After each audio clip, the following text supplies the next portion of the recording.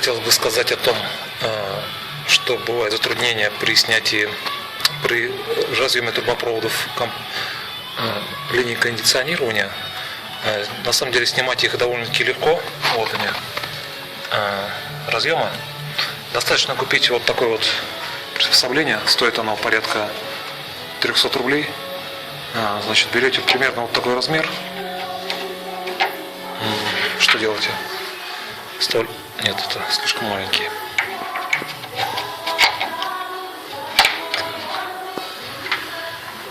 Вставляете с этой стороны, вот так вот.